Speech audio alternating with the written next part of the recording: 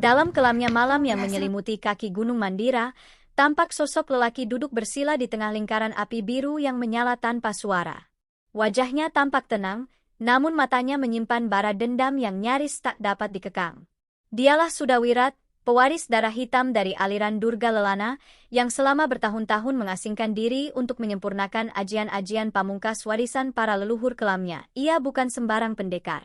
Sudawirat adalah anak kandung dari Mahadipa, mantan senopati kerajaan yang dituduh berkhianat dan dihukum mati oleh titah Prabu Angling Dharma sendiri. Padahal Mahadipa tak pernah berkhianat, semua adalah fitnah dari musuh politik yang iri pada kesetiaannya.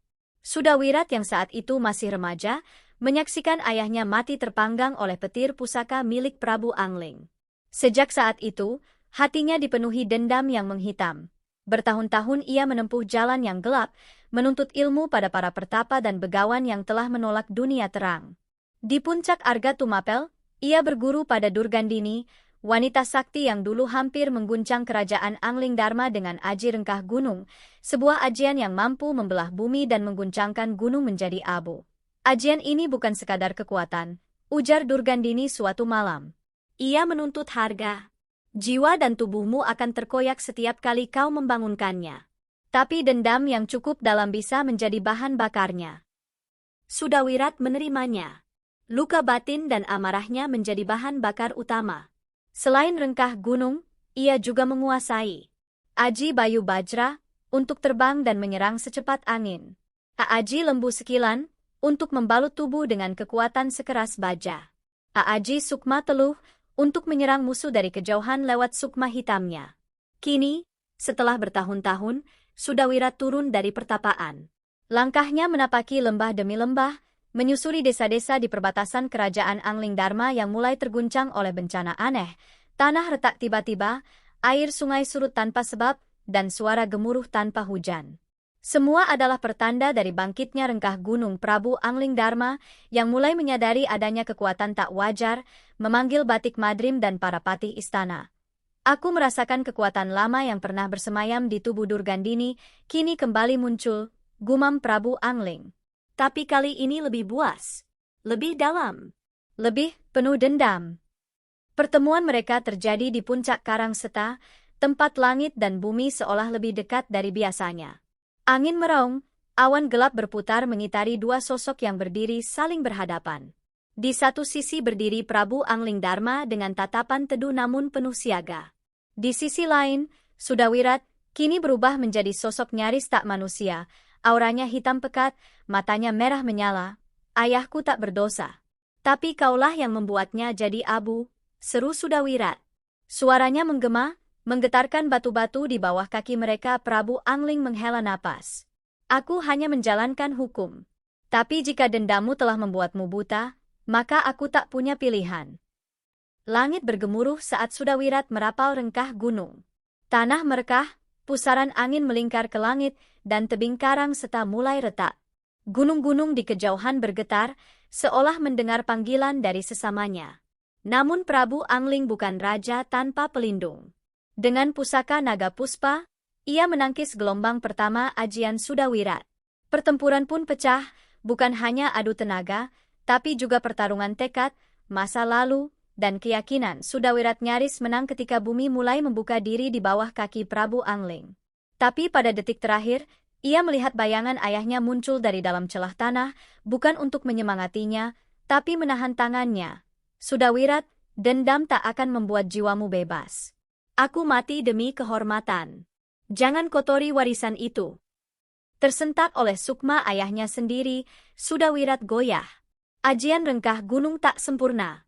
Celah bumi menutup sendiri dengan ledakan batu dan debu. Prabu Angling, dengan luka di sekujur tubuhnya, menghampiri Sudawirat yang jatuh bersimpuh. Aku tak akan membunuhmu. Tapi biarkan dendam ini dikubur bersama masa lalu. Bangkitlah sebagai pelindung, bukan penghancur. Dengan tubuh terguncang, Sudawirat menunduk. Air matanya bercampur debu. Di puncak Karang Seta, dendam seorang anak akhirnya tumbang, bukan oleh kekuatan raja, tapi oleh suara ayah yang pernah ia cintai. Dulu kepada Raja Malwapati.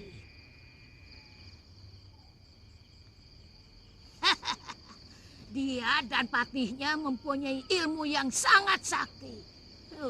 Biungmu hampir mati di tangan mereka kalau tidak kuselamatkan.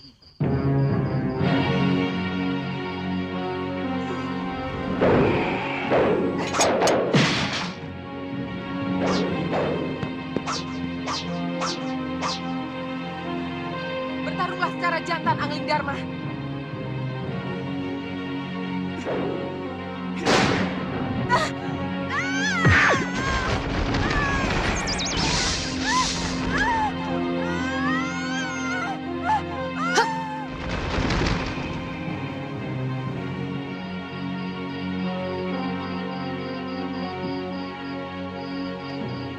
Kamu boleh menggunakan ilmu dan ajian yang telah kami berikan.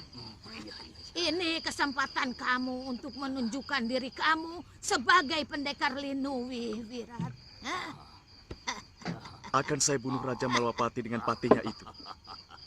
Saya akan gunakan ajian rengga gunung kalau terdesak, Nyai. Wah, bagus. Wah. Tapi, kalau kamu mampu membunuh Angling Dharma dan Batik Madrim, maka namamu akan cepat melesat di dunia persilatan. Sesudah itu, Nyai? Wah, itu dulu. Biarkan negeri Malwapati berkabung 40 hari 40 malam. Setelah itu, kamu harus menunggu kedatangan Suliwa, pendekar muda yang telah membunuh biungmu.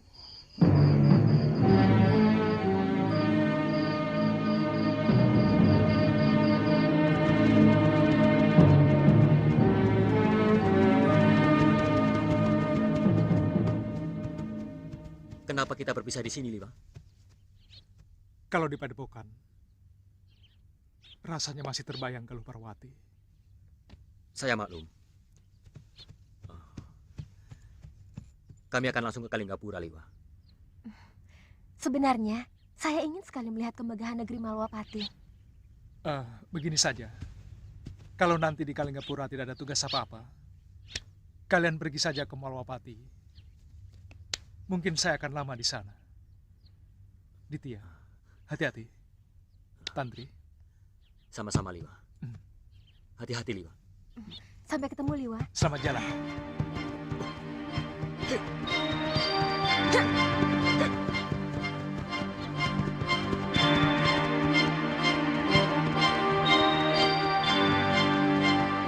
Ya, Tuan. Kamu tidak ikut pulang ke Kalinggapura? Ini ngusir atau bagaimana? Ya, siapa tahu kamu kangen sama saudara-saudaramu. Soalnya kalau ikut dengan saya mungkin akan lama di Malwapati.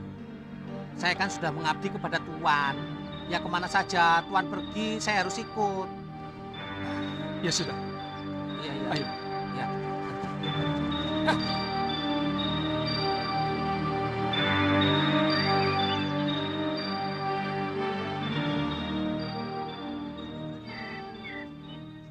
Kamu tidak kangen kepada Empu Lingsir, Wirat?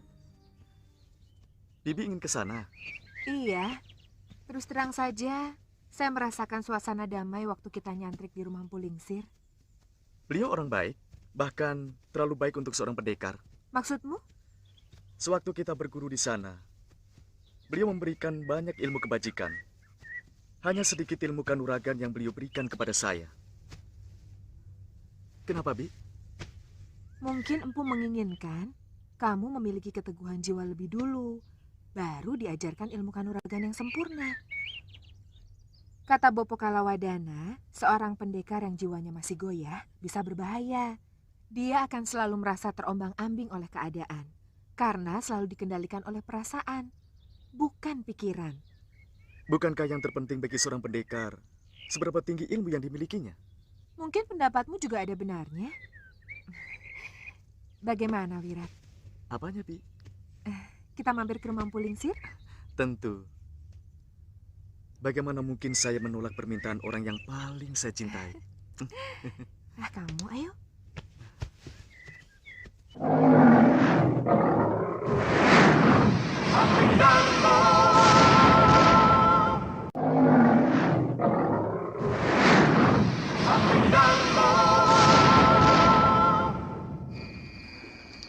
Galuh, aku benar-benar kehilangan kamu. Saat seperti ini, aku sangat merindukan kecerewetanmu. Di lereng gunung Wukir yang berkabut, berdiri sebuah gubuk tua yang sederhana, beratap ijuk dan berdinding bambu yang sudah mulai lapuk. Di tempat itu, dahulu, hidup seorang pertapa bijak yang disegani di seluruh lembah selatan. Namanya Ki Linsir, guru dari banyak pendekar, termasuk salah satunya, Sudawirat. Bertahun-tahun yang lalu, Sudawirat adalah anak yatim yang penuh luka dan dendam, namun Ki Linsir menerimanya dengan sabar, memberinya makan, ilmu, dan ajaran tentang keselarasan batin dengan alam semesta. Namun kini, yang datang bukan lagi anak muda dengan mata penuh harap. Yang mengetuk pintu gubuk di tengah malam adalah Sudawirat dewasa, berselendang hitam, sorot matanya tajam seperti duri dendam, dan langkahnya berat seakan membawa petaka. Ki Linsir membuka pintu dengan tatapan yang menyelidik, dan begitu melihat wajah murid lamanya, ia hanya berkata pelan. Rasa marahmu belum juga padam, Sudawirat. Sudawirat tersenyum tipis. Marahku telah berubah menjadi kekuatan, guru. Dan aku datang bukan untuk mengemis ajaran. Aku hanya ingin mengucapkan selamat tinggal. Ki Linsir menghela napas. Kau telah mempelajari ajian rengkah gunung, bukan? Kau memilih jalan yang tak kuajarkan padamu. Sudawirat menegang. Karena jalanmu terlalu lembek. Dunia tidak butuh kelembutan, guru. Dunia hanya tunduk pada yang kuat. Ki Linsir berjalan perlahan ke tengah pelataran gubuk. Bulan di atas kepala mereka seperti enggan bersinar lebih terang, seolah langit pun menahan napas. Kalau kau percaya bahwa kekuatan adalah segalanya, ujar Ki Linsir dengan tenang, maka kau telah mengubur semua yang dulu pernah kau pelajari dariku. Termasuk kasih. Mendengar itu, Sudawirat tak bisa menahan amarah. Ia merasa direndahkan, dilecehkan oleh pria tua yang pernah ia hormati. Guru, jangan menganggap suaramu lebih tinggi dari getar bumi. Aku sudah lebih dari sekadar murid. Aku adalah warisan kemarahan dunia. Dengan satu gerakan, Sudawirat merapal mantra. Suara gumaman ajian rengkah gunung menggema seperti gemuruh dalam rongga langit. Tanah di bawah kaki mereka mulai bergetar, batu-batu mencuat dari dalam bumi, dan celah mulai merekah seperti luka terbuka. Namun Ki Linsir tetap berdiri tegak, memejamkan mata. Dari tubuhnya keluar aura kehijauan, ajian lama yang disebut Nawasena, pelindung bumi dan penghalus gejolak. Aku tidak akan melawanmu dengan kebencian, Sudawirat, ucapnya. Tapi jika ini caramu mengakhiri masa lalu, maka biarlah aku ikut menjadi tumbalnya. Ledakan pertama dari rengkah gunung meledakkan pelataran. Batu menghujam ke udara, tanah melenting seperti lidah api. Ki Linsir terpental, namun tetap mencoba menyeimbangkan getaran tanah dengan tangannya. Namun rengkah gunung yang dikuasai Sudawirat kini lebih buas, tak terarah, dan haus kehancuran. Tak cukup dengan meretakkan tanah, ia juga mengiris langit. Gubuk mereka terbelah, dan dari celah tanah, muncul api kebencian yang bahkan matahari pun enggan memandang. Ki Linsir terjatuh, darah keluar dari mulutnya. Ia menatap muridnya sekali lagi. Aku bukan menyesal mengajarimu ilmu, Sudawirat, tapi aku menyesal tak mampu menanam kasih lebih dalam dari luka di hatimu. Sudawirat berdiri di atas tubuh gurunya. Nafasnya berat, tubuhnya gemetar bukan karena lelah, tapi karena suara kecil yang menyelinap di dalam nuraninya. Tapi itu suara yang sudah lama ia bungkam tanpa berkata lagi. Ki Linsir menghembuskan nafas terakhirnya. Tubuhnya tertimbun batu-batu retak yang perlahan mendingin. Bisa menjadi bingung. Bagaimana kalau secara kebetulan dia menyerang tubuh asli saya, Guru? Tubuh aslimu akan menghilang, dan ketika dia menyerang salah seorang dari 6 bayanganmu, tubuh kasat matamu bisa langsung menyerang. Jangan beri kesempatan. Ilmu rengkah gunung hanya bisa hilang kalau pemiliknya tewas.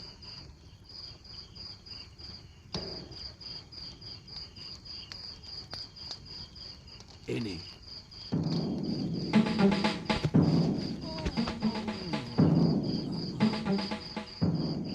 Baca mantram ini sampai kamu benar-benar hafal. Aku akan selalu datang sewaktu kamu butuhkan. Terima kasih, Yang Guru. Tuan kok ngomong sendiri kayak orang kesurupan.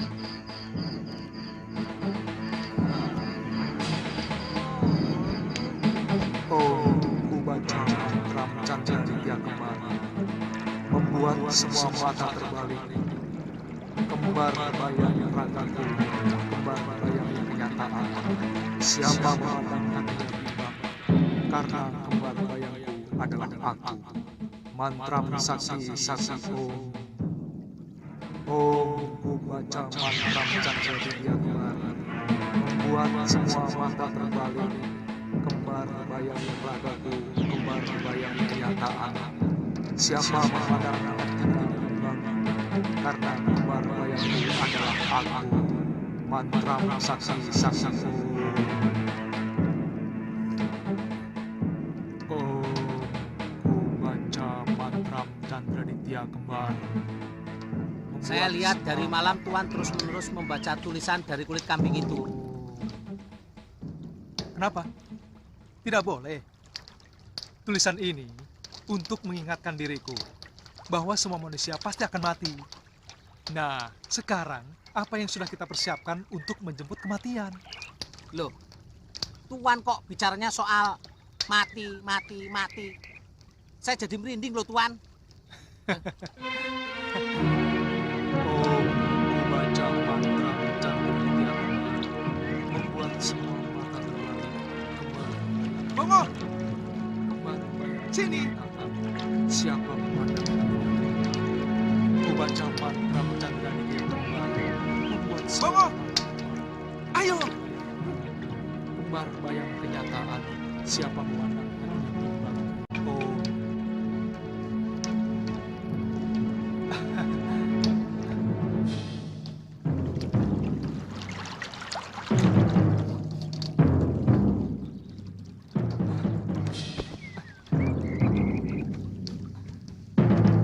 Bongo, paling enak jadi tukang masak ya, Ngo ya? Ikan asinnya gurih Tuan.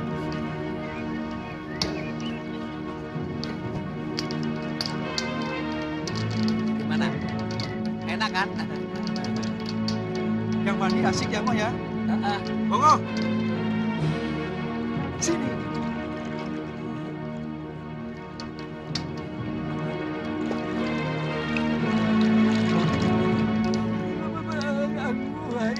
Sana mandi sama-sama.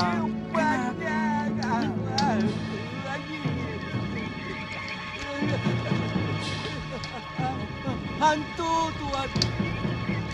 Hah? Hantu Tuan, ada hantu. Hantu apa? Masa siang-siang ada hantu? Tapi kok Tuan semua ada di bawah. Ini yang satunya lagi mandi.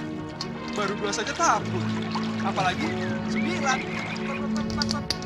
Tuan tidak percaya toh. Ya, percayalah. Bobo! Sini! Nah, itu. Tuh, ada 4 Tuan.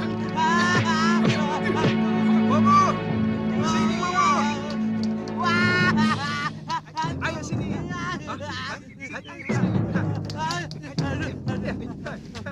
Kita harus cepat-cepat pergi dari sini, Tuan. Ternyata tempat ini sarangnya siluman dan demit. Itu yang menjelma menjadi Tuan. Pasti kaum siluman itu, Tuan. Urusan lembut. Saya tahu pasti sekali itu, Tuan. Kalau kamu semuanya pergi, saya bisa mengusirnya. Saya diputuskan, Tuan. Tenang. Tenang.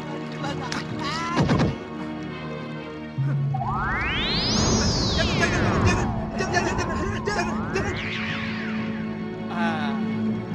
Kok bisa? Oh, tentu saja. Itulah hebatnya Seliwa. Ya sudah, urus nasi liwet kamu. Nanti kosong. Cepat. Iya. Ayo situ. Nanti kalau ada lagi, ayo. Jangan pegang-pegang. Takut, Tuan. Ayo. Tuh.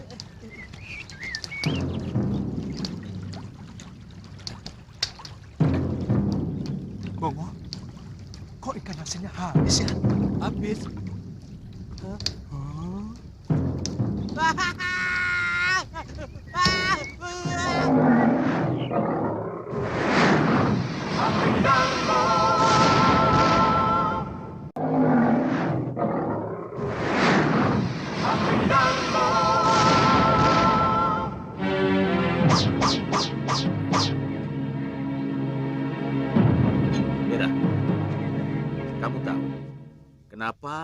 saya suka menanam pohon kelapa.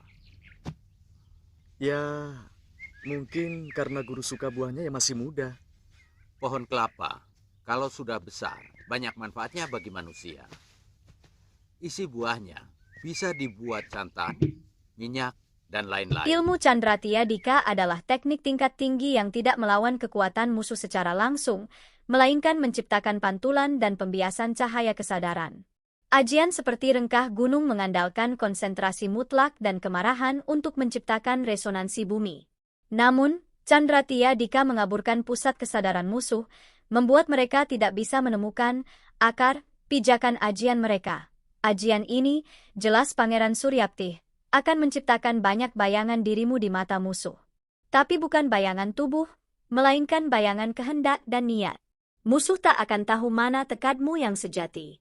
Maka rengkah gunung akan goyah, tak terarah, bahkan bisa berbalik menghancurkan penggunanya sendiri. Malam itu, Suliwa duduk di tengah perapian berbias cahaya putih. Suara mantra Candratia Dika diucapkan Pangeran Suryaptih dalam bahasa tua. Nafas Suliwa perlahan menjadi selaras dengan semesta. Dalam mimpinya, ia melihat Galuh Parwati berdiri di antara cahaya dan kabut, tersenyum padanya. Bukan sebagai kenangan yang menyiksa, tapi sebagai restu yang menguatkan awal dari keseimbangan baru pagi menjelang. Cahaya mentari membias di atas hutan. Suliwa membuka mata. Api telah padam, tapi di dalam dirinya menyala sesuatu yang baru, cahaya bening yang tak bisa disentuh oleh kegelapan manapun. Pangeran Suryaptih berdiri di sisi lembah, siap melanjutkan perjalanannya. Kau adalah jembatan antara terang dan bayangan, Suliwa. Sudawirat akan datang lagi. Tapi kini, kau bukan hanya pendekar. Kau adalah cahaya yang membuat bayangan kehilangan arah. Suliwa mengepalkan tangan. Bukan untuk balas dendam, tapi untuk menjaga keseimbangan dunia, seperti yang pernah dilakukan Galuh Parwati. Ilmu Candratia Dika pun kini diwariskan. Ajian bumi akan dilawan oleh pantulan langit. Dan perang besar belum selesai, tapi terang telah mendapat senjata barunya. Itu yang akan kamu utarakan, bukan? Kita beda pendapat, Guru. Bagi saya, kalau hati saya mengatakan baik, itulah kebaikan. Dan kalau hati saya mengatakan jahat, itulah kejahatan. Orang boleh mengatakan Prabu Malwapati itu orang baik. Tapi bagi orang yang biungnya pernah dilukai dan diusir dari perguruannya sendiri, maka dia jahat. Itu pendapatmu. Dan sepenuhnya, itu hakmu. Bagaimanapun, kebenaran sejati bukan milik sepasang mata dan segumpal hati. Dia milik berlaksa pasang mata dan berlaksa hati nurani. Siapa yang berani menentang pendapatku? Dia adalah musuhku. Dan aku tidak akan membiarkan musuhku berlenggang merencoki jalan kebenaranku.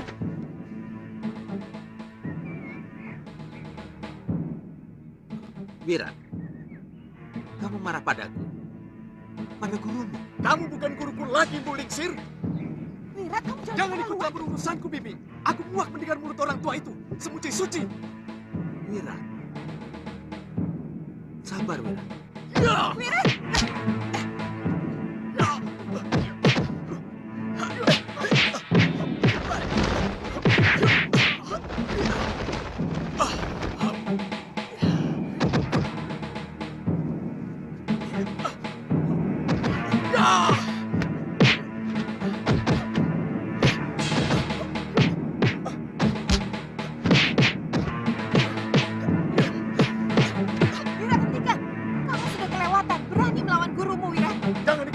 urusanku, Bibi.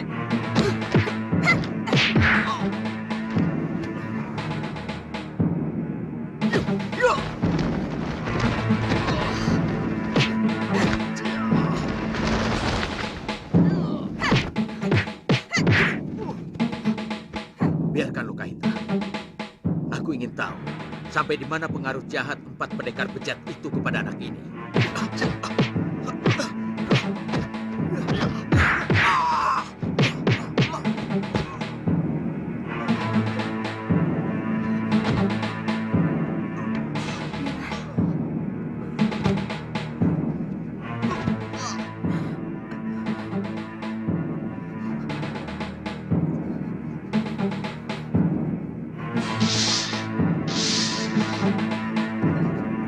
bukan gurumu, Wirat. Aku telah kelepasan menahan pukulan.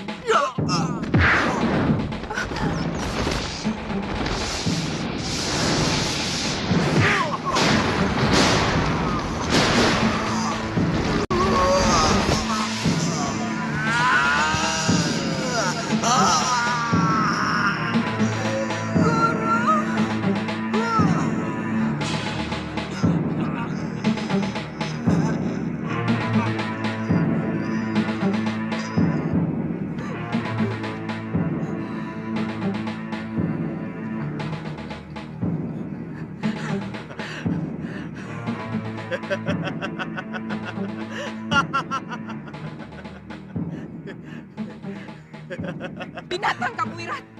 Tega kamu membunuh gurumu dengan ilmu terkutuk itu. Dia mencoba menghalangi cita-cita kita, Bibi. Jangan libatkan aku. Itu cita-citamu. Cita-cita bejat dari para pendekar biadab itu. Bibi. Bibi. Aku tidak mau kenal kamu lagi. Kalau kamu tega membunuh gurumu dengan kekejaman seperti itu, suatu saat kamu pun akan membunuhku dengan kekejaman yang lebih dari yang kamu lakukan terhadap guru. Bibi. Bibi. Bibi. Bibi.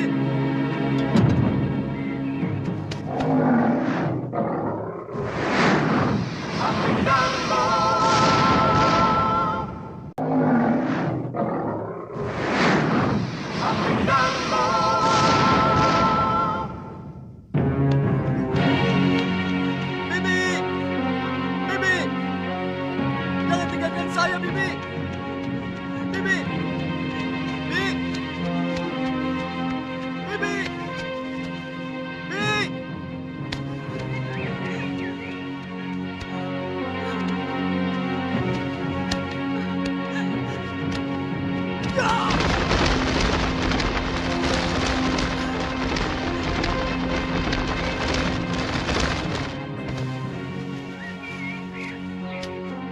Pergi kamu.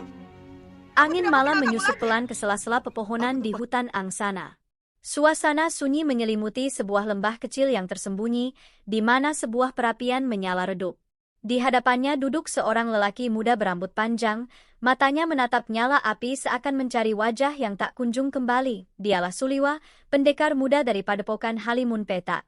Di matanya terpantul kobaran api, namun di hatinya menyala bara yang jauh lebih besar, kerinduan yang tak tertahankan pada Galuh Parwati, wanita yang tak hanya pernah menggetarkan hatinya, tapi juga berjuang bersamanya dalam peperangan suci. Kini, Galuh Parwati telah tiada, hilang dalam pertempuran terakhir melawan bayang-bayang kegelapan yang dipimpin oleh Sudawirat. Apakah kau juga melihat wajahnya dalam nyala ini, Galuh? Bisik Suliwa lirih, suaranya tenggelam dalam desah angin. Tiba-tiba, dedaunan bergetar. Langkah ringan tapi berwibawa mendekat. Dari balik bayangan malam, muncul seorang lelaki bersorban biru keperakan. Sorot matanya tenang, auranya bagaikan cahaya rembulan yang menembus kabut. Ia adalah Pangeran Suryaptih, putra mahkota dari kerajaan Gunung Rengganis, yang dikenal bukan hanya karena darah birunya, tetapi juga karena penguasaannya atas ilmu langka dari zaman purba. Suliwa bangkit perlahan, membungkuk hormat. Pangeran Suryaptih, apa yang membawa Paduka ke tempat sepi ini? Suryaptih menatap api sejenak, lalu berkata dengan suara dalam namun lembut. Rasa kehilangan bisa menjadi racun, atau menjadi bahan bakar. Kau telah memikul keduanya terlalu lama, Suliwa. Tapi malam ini aku datang membawa sesuatu yang bisa mengubah arah pertarungan. Suliwa terdiam. Suryaptih melanjutkan. Sudawirat kini telah mempelajari rengkah gunung, ajian yang dulunya hanya bisa dibangkitkan oleh Durgandini. Tapi kekuatan itu, meski mengguncang bumi, bisa ditundukkan oleh cahaya yang tepat. Itulah sebabnya aku datang, untuk menurunkan padamu ilmu Candratyadika. Suliwa mengernyit. Candratyadika? Aku tak pernah mendengarnya. Suryaptih tersenyum tipis. Ilmu ini tidak diwariskan lewat kitab atau laku tapa biasa. Ia diturunkan hanya pada mereka yang hatinya terang tapi dilukai, seperti dirimu. Ia duduk bersila, lalu menarik napas dalam. Tiba-tiba api perapian menjadi putih membiru, tak lagi memancarkan panas, melainkan ketenangan. Dari sinilah pengajaran dimulai.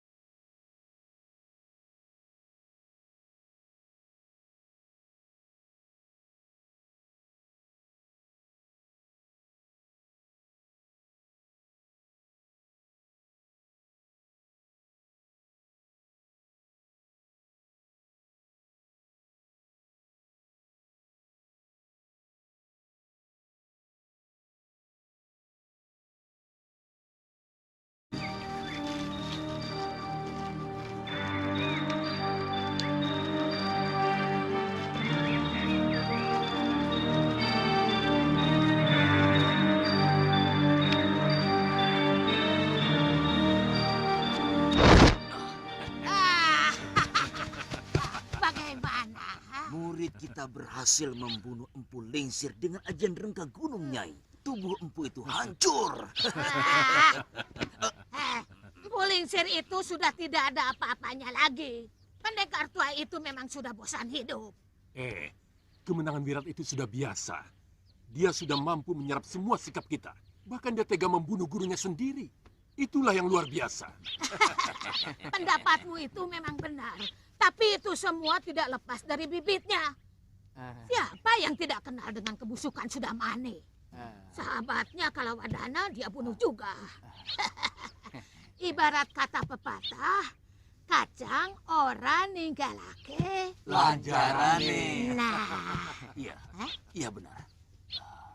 Kemana orang jompo itu sekarang? dia saya usir. Diusir? Ya, sebab kalau dia tetap ada di sini, Sudawira tidak akan mau jadi murid kita.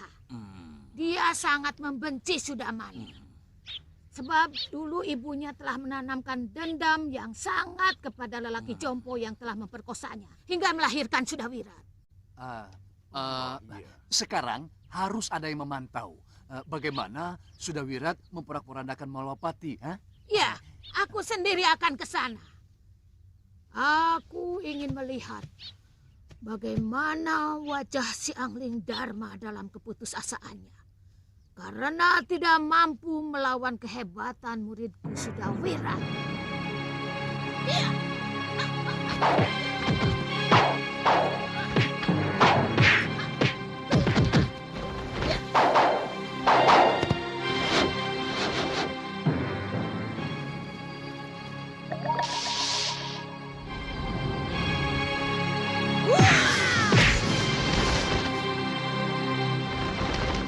Dia akan lebih menderita lagi dari yang pernah kulakukan.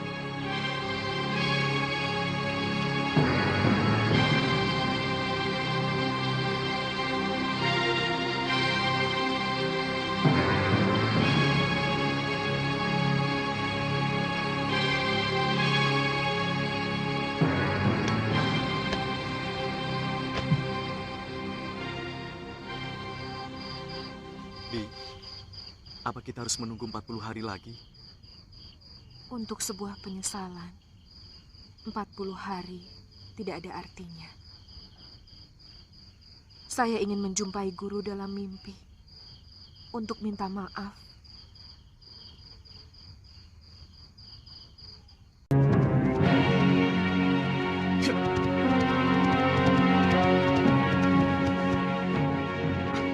Mau ketemu siapa di sana? Mau ketemu Kiparon Wajah. Ada apa di sana? Hamba diutus mengantarkan surat ini, Ki.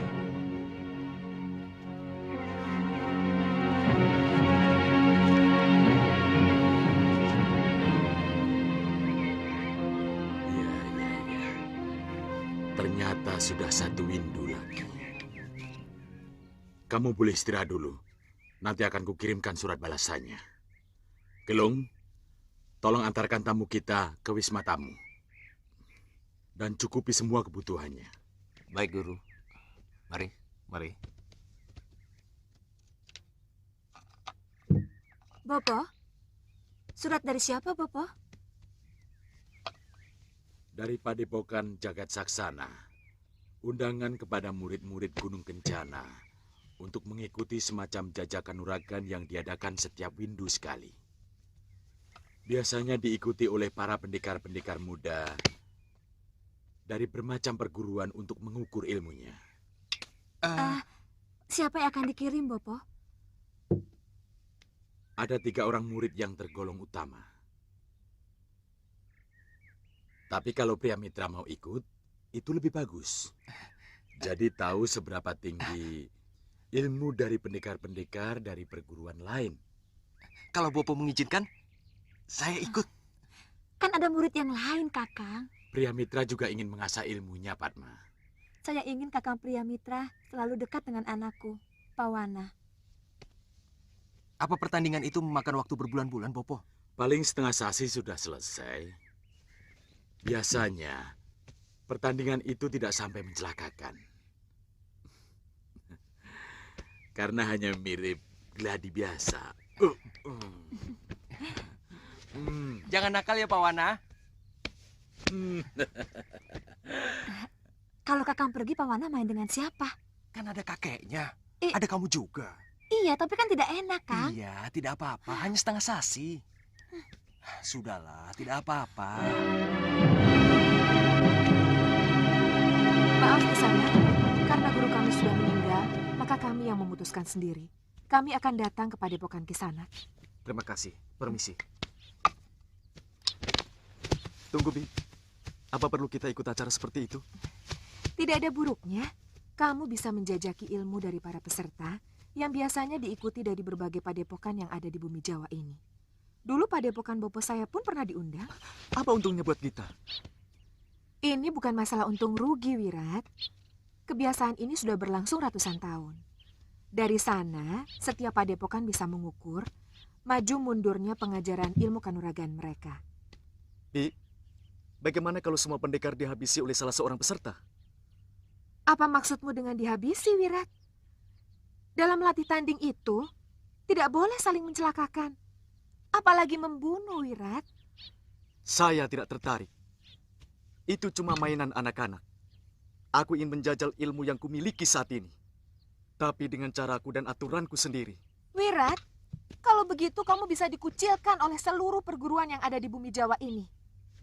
Bahkan salah-salah, kamu bisa dikeroyok oleh Maha Guru dari semua padepokan.